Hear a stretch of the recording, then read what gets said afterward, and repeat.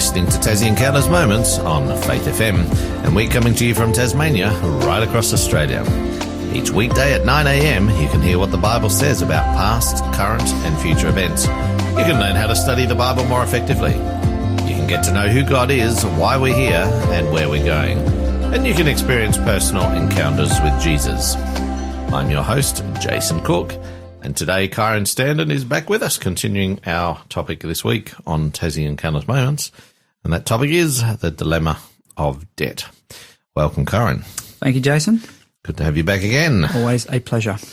So, a bit of a history of where we've come from. We looked at the crippling debt and the wars that were fought by France in the late 1700s, 18th century, and did it spill right even through into the 1800s as well? Well, the effects of it really lasted. The consequences of it did last for a long time. Yep. And then yesterday we had a look at the unforgiving debtor, who, it's a really interesting story, who had a debt so large that it was impossible for him to pay back, equivalent to 200,000 years worth of labour. Impossible for him to pay back, but the master forgave him that debt, but he did not forgive a much smaller debt of somebody who owed him 100 days worth of labour. So, yeah, crazy that he was unable to, respond in mercy to the person who owed him money, even though he had been forgiven all of his debt. And we're just looking at this example, like we have all wronged God quite significantly, but then do we struggle to forgive those who have wronged us, which might be small things, smaller than somebody what said we something. Have. Yeah, exactly. Yeah. I'm not saying it's all small. Or did something. It's not all small things. Sometimes it can be very big things. But the point is that we have all done heinous things to God in His creation as well. So yeah, and ultimately He offers us forgiveness through Christ on the cross.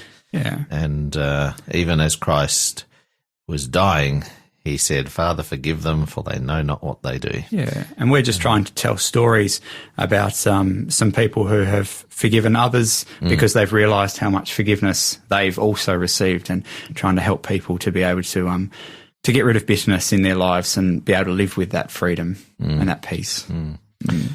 We've got a question for you to contemplate this week. It's, is there any part of unforgiveness that you are holding on to that's still causing you some level of bitterness or hurt? I think when we hold on to that unforgiveness, if we fail to forgive people, it actually negatively impacts us. And some people call it, someone else can live in your head rent-free. Have you heard that saying? Yeah. So somebody's hurt you and you're constantly thinking about it. They're living in your head rent-free. It really captures you. It imprisons you, really. It imprisons you. Yeah. And so it's a really good thing. And our book offer this week will help you to learn how to forgive as well.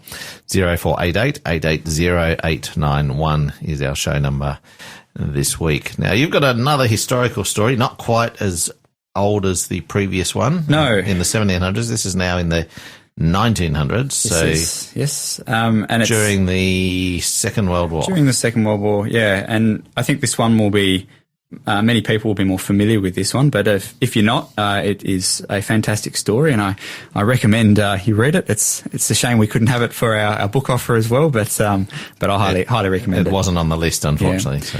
It's the story is called The Hiding Place, and it's basically the memoirs of a lady named Corrie ten Boom, and yeah, basically, so Corrie was a Dutch lady. She was born in the late 1892, according to me. Yeah, the late 1800s, 1892 in Haarlem, the Netherlands, and her father was a watchmaker, so he had he must have had a workshop close to their home or in their home. And they were a Christian family, Dutch Reformed, if I remember correctly. Mm-hmm. And so the whole family had been quite impressed to be a blessing to the community and to serve God in any way that they were called. So they'd offer shelter, food, and even raise money for those in need. So if we can sort of think of the Second World War and the Holocaust, there was there wasn't much value for life in that situation. You know, people were executed based on, well, I know some Jewish people weren't even really practicing Jewish people, and they were still targeted just because of race ethnicity. So there's not a lot of love in that. So Corrie and her family really sought to shelter those people and look after them, because they had such a great emphasis on the value of life, which is a real Christian value. I mean, I know people who aren't Christian who also have a great value on life, but it's certainly something that is taught in churches, to love and respect life, because at the end of the day, I mean, life is given by God. It's a gift of God. So for us to not value life, it's for us to not really value God and his creation as well. So anyway, so they began, the Ten Boom family began to shelter those who were persecuted, and they actually eventually got in touch with the Dutch resistance. They were put in contact with an architect, funny enough, and this architect built a secret room onto their house, thus the hiding place. Okay. So quite interesting, actually. So it was a secret room for up to 6 people and hidden behind a false wall. And there was a buzzer that was placed in the house that if that buzzer was pressed, everyone would know to get into the room as quickly as possible before, people showed up, so that they weren't suspicious of the activities that were happening in the house. But sadly, it wasn't to last, and the Ten Boom family were betrayed by an informant, and they were sent to prison, basically. They didn't know for many years the identity of this informant. So anyway, Corrie's father passed away from sickness, and Corrie and her sister Betsy were both interned at several concentration camps, and then I think they finally ended up in a concentration camp called Ravensbrück in Germany. Known for its brutality, apparently. Yeah, exactly. So anyway, it was around this time that Betsy actually told Corrie, I'm not sure how, but they found out the name of the informant who had dobbed the family in, basically. And I don't know, let's just sort of think about it for a minute. How do you reckon you'd feel in that situation? I think I would feel very angry and very upset. Yeah. And here you are in a concentration camp. This is no picnic. No. And you're probably starving. It's cold. Yeah. And you were doing a good thing. You were doing a good thing to help people to save their lives. And somebody goes and reports on you for that. You would have a lot of bitterness, I think. Exactly, and Corrie did. She had vengeful and hateful thoughts and emotions. Like, I think she basically said she killed that man in her heart, basically, in her mind. She wanted to kill him. I think his name was Jan Vogel, but anyway, he worked with the Gestapo to basically get people interned. But anyway, it brings to mind a passage in the Bible. I believe it's in Matthew chapter 6, is it? Jason, we've got there. In verse 14 and 15 of Matthew chapter 6, and this week we're reading from the English Standard Version. For if you forgive others their trespasses, your heavenly Father will also forgive you. But if you do not forgive others their trespasses, neither will your Father forgive your trespasses. Now, something happened later in Corrie Ten Boom's life where she it wasn't the man who betrayed them. No, it wasn't the informant. But later she came into contact with someone else. Yeah, so well after the war, she came in contact with a man who was actually an SS guard at the camp. I mean, this is quite a brutal organisation. And but this man had actually come to Christ, not because of Corrie, just through his life. He must have had so much regret and remorse at the things that he'd either done or seen and let pass. And he came to Corrie, actually. I'm not sure how they met, but he came begging for her forgiveness, basically.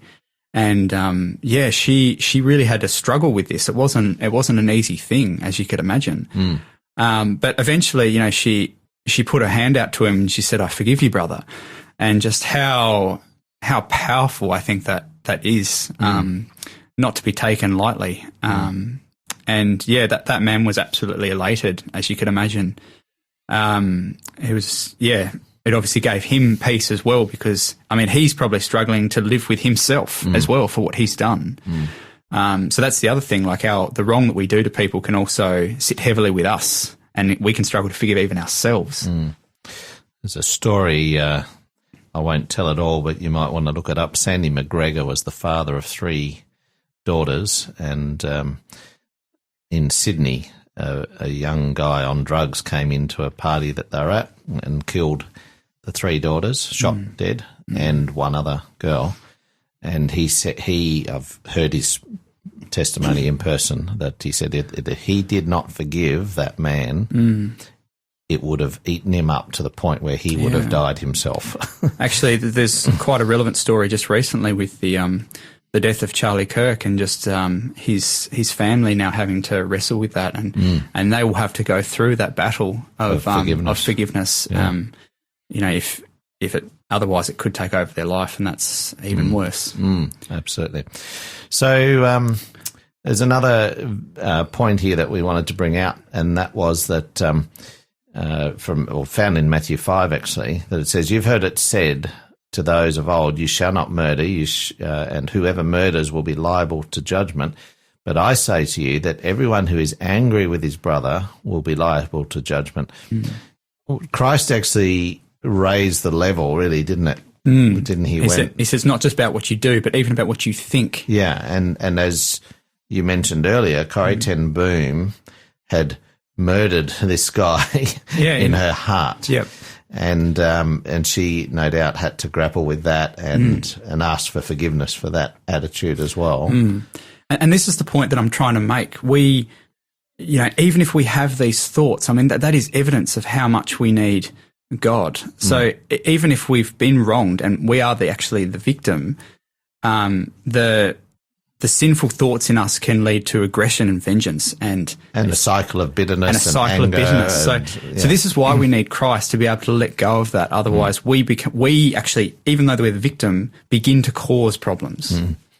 And ultimately, I think when we recognise how much we've been forgiven, we can then offer that same forgiveness to other people. Yeah, and that's the real point that we're trying to make. Well, thank you again. We've got our book offer coming up, so stay tuned. This program is made possible by the support of Adventist World Radio. Our book offer this week is called Forgive to Live, How Forgiveness Can Save Your Life by Dick Tibbetts. Every one of us has a grievance story, a hurtful event perpetrated by someone who mattered in our lives. And for most of us, that hurt simply will not go away. Enter forgiveness. In this revised and updated edition of Forgive to Live, Dr. Dick Tibbetts demonstrates that understanding and practicing forgiveness can literally save your life. That's our book offer. Text us in TEM45 to 0488 880 891 to claim a free book. TEM45 0488 880 891. Thank you for joining us today, and do join us again tomorrow where we look at the story of Jonah. He also struggled with forgiveness.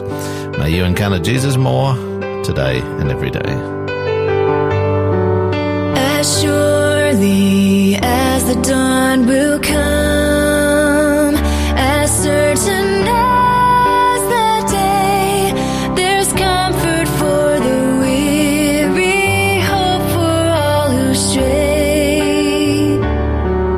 The Father holds his arms out wide and bids the sinner come, find shelter in the storm, as certain as the day, as surely as the